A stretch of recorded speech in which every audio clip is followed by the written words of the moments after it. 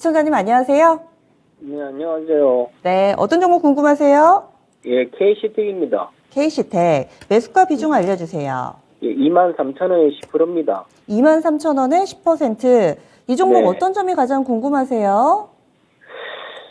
다른 반도체 종목들은 좀 많이 올라오는 것 같은데, 네. 네, 이 종목은 잘 이게 올라오지가 잘 않더라고요, 지금. 그래가지고. 너무 좀 느리고 답답해서, 네. 예, 어떻게 해야 되나 좀 궁금해서 전화드렸습니다. 반도체 좀 많은데 그 중에서 이것을 골라주신 이유가 있으세요? 그냥 뭐, 재무가 뭐 좋아가지고, 예. 그래서 이 종목을 더 매력적으로 보셨군요. 그런데 많이 네. 못 가니까 손실이 점차 커지고 지난 한 해 동안 좀 힘드셨을 것 같은데 올해는 좀 달라질지 저희가 알아볼게요. 네네. 예, 알겠습니다. K시택이고요. 15,000원대 기록하고 있습니다. 사신 가격이 23,000원에 비중 15%. 김민준 전문가님, K시택 상대적으로 더 못 가는데 그 원인도 궁금하고요. 이분은 어떻게 해야 될지 가격 전략 세워주세요. 이제 이 K시택 종목 자체가 우리 시청자님 정확하게 이제 이야기를 하셨는데 좀 답답하셨을 거예요. 재무나 이런 실적 부분은 실질적으로 좀 문제가 없습니다. 밸류에이션도 뭐 한 8배 정도 수준이고 항상 영업이익도 괜찮게 나오는 기업이거든요. 이제 CMP 세정장비 쪽하고 소모품 하는 쪽인데 원래 일본 기업에서 이게 히타치에서 계속 수입에 의존을 했었습니다. 근데 이제 국산화를 좀 이루었거든요. 그러니까 K시택 올라갈 때 보면 주가 차트 모습을 보시게 되면 2021년 4월이지 않습니까? 이때 가장 고점을 찍었잖아요. 우리 기억나시겠지만 이제 2020년 코로나 불고 나서 포토레시스트 뭐 국산화 바람 이런 거 있었거든요. 맞아요. 그때 주가가 히트 쳤던 종목들 보면 동진세미캠 뭐 이런 종목, 솔브레인 이런 종목들이 히트를 좀 쳤었는데 뭐 대표적 하나 더 붙이면 SNS텍 정도. 그런데 그때는 분위기가 좀 탔었습니다. 실질적으로 K시택도 굉장히 많이 치고 올라왔는데 그 뒤에 이제 국산화 바람이 좀 잠잠해지고 특히나 이제 CMP 매출이 얼마나 좀 나오냐가 중요한데 이 부분이 올라가고는 있는데 매출액 대비 그렇게 큰 수치는 아닙니다. 1,200억 정도 되거든요. 올해는 조금 더 늘어날 거라는 뭐 평가가 좀 많습니다. 왜냐면 반도체 부분의 매출 비중이 K시택은 80%고 디스플레이가 20%거든요. 디스플레이 업황은 뭐 TV 가전쪽에 워낙 잘 안 나가지 않습니까? 기대할 언덕이 없고 올해 이제 가이던스를 영업이익을 보게 되면 작년보다 좀 떨어지거든요. 저는 이쪽이 이제 IT 쪽이 안 좋다고 생각하니까 디스플레이 매출액이 좀 감소하는 부분도 있고요. 또 반도체 쪽은 제가 봤을 때 K시택 기준으로는 매출액 부분에서 크게 감소하는 것 같지는 않습니다. 삼성전자나 하이닉스를 고객사로 갖고 있고 이 CMP 세정 장비라든지 CMP 이제 술룰이라고 하는데 이 부분은 계속적으로 아마 K시택 매출 비중을 차지하고는 있습니다. 이제 답답함인데 이 부분이 K시택 자체가 원래 주가 퍼포먼스를 보여줄 때도 막 급등으로 가진 않고요. 2020년, 21년에도 좀 잔잔하게 계단식으로 좀 올라가는 흐름이 원래가 있습니다. 이 종목의 특징인 것 같아요. 거래량도 오늘 뭐 그렇게 많지 않고 그렇기 때문에 이제 보유하시는데 좀 어려움이 있으신 거거든요. 근데 종목 자체는 전혀 문제가 없습니다. 이제 비중이 10%시니까 많지는 않아요.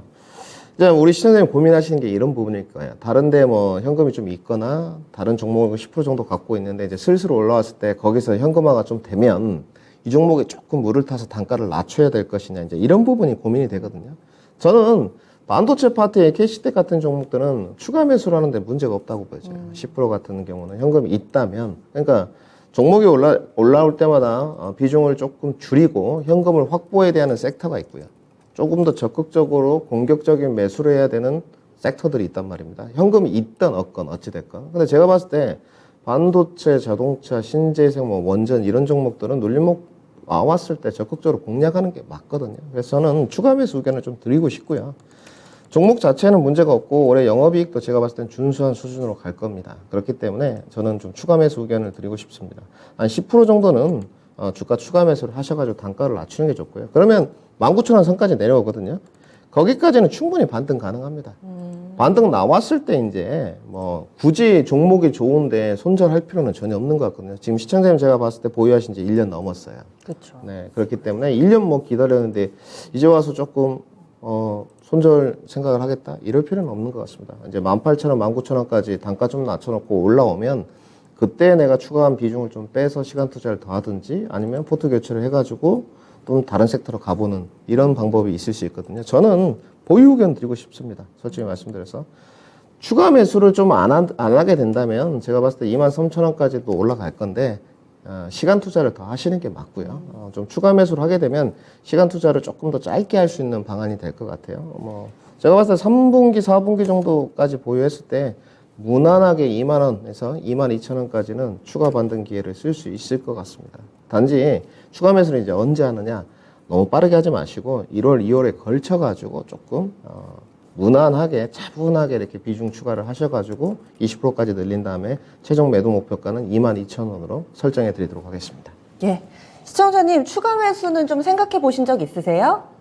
네, 그러면 한 가격을 한 어느 정도 내려왔을 때 하는 게 좋겠습니까? 1월에서 2월이라고 얘기를 해주시는데 가격도 한 번 더 들어볼까요, 전문가님? 네, 뭐 제가 좀쟁이 아니지만 이제 우리 시청자분들이나 개인 투자자들이 가장 권해하시는 부분이 진입 타점을 이제 추가하면서 칼같이 잡으시려고 하거든요. 근데 이제 어렵죠. AI의 로봇이 아닌 이상은 어떤 전문가도 불가능한데 기술적으로 좀 말씀을 드리면 제가 봤을 때는 15,000원권에서는 추가 매수를 하시는 게 좋을 것 같고요.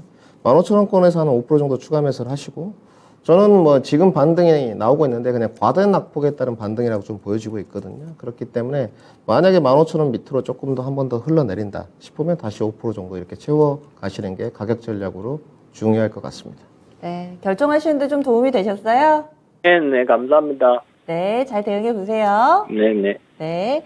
원래 가능성 없는 종목은 손실 내고 아무리 손실이 크다 하더라도 사실 전문가분들이 더 사세요 이렇게 얘기 잘 안 합니다. 그런데 KC텍은 충분히 좀 내용이 있기 때문에 이럴 때는 평균 단가를 낮춰서 빨리 빠져나오는 이 기회비용, 이 시간이라는 기회비용을 좀 줄일 수 있는 방법을 제시를 해드렸습니다. 심사숙고 해보시고요. 한번 실행해 보셔도 좋지 않을까 합니다. 첫 번째 종목은 KC텍이었습니다.